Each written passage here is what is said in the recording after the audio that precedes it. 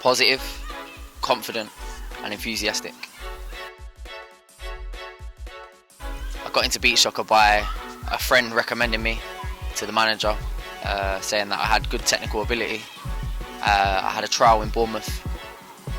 I went down to the trial, I performed well, and I was invited back to training. The flick up. You step your foot on top of the ball, bend your knees, flick your toes up, and the ball goes vertically up. That's how you keep the ball up in beach soccer. The easiest way to keep the ball up, if I show you side on, you tread on the ball with your sole, let your toes go to the bottom, bend your knee, flick the ball directly up. The biggest achievement was probably last year. We, as a team, as England, we've never won anything before. We won 2 tournaments, one of them being the Sweden Malmö Cup, where we were supposed to finish 3rd. We won the tournament and I got player of the tournament. Main differences are obviously sand. Running on sand is an uneven surface, different to grass.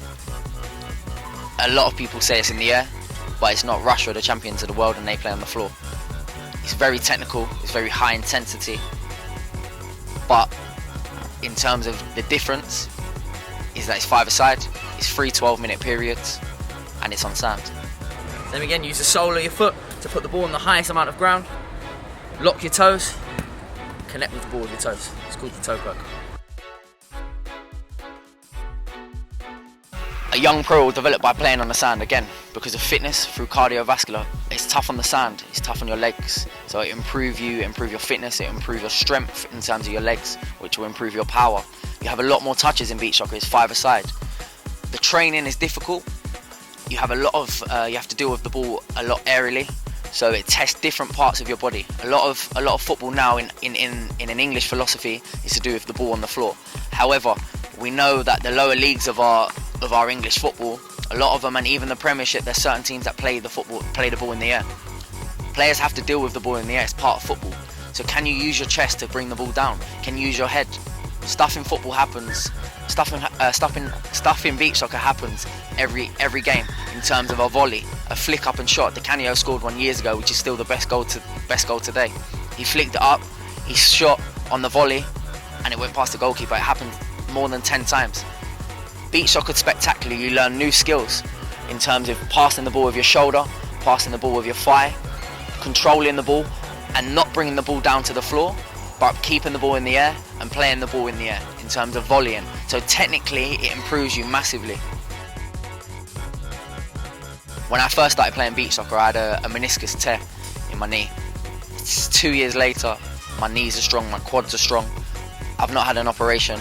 I got told that I needed an operation, but I've used the sand as rehabilitation, and it's a lot easier than a grass pitch. The impact of you running on a grass pitch or an indoor facility has a lot of impact on your knees, where sand's soft, and running on sand again will strengthen your thighs, it will strengthen your hamstrings, your quads and your calves, which will help support your knee and every other part of your legs to make them stronger.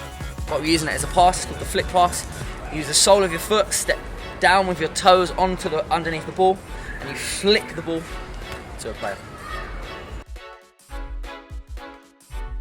You can get scouted into beach soccer, or there's a website, www.englandbeachsoccerltd.co.uk.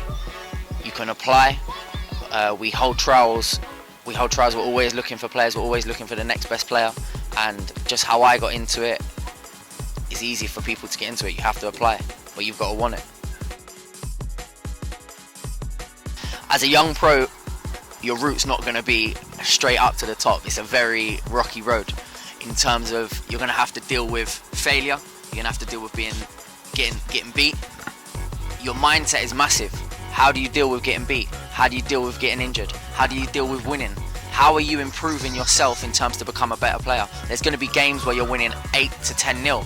How are you becoming better? You just want to be them players that want to go and score? Are you giving yourself challenges? Are you setting tasks for yourself to get to the next level? How much do you want it? You don't want the ball to be stuck in the sand, so getting it elevated out of the sand is the easiest way, and keeping it low as you pass it usually gets it to where you want it to go.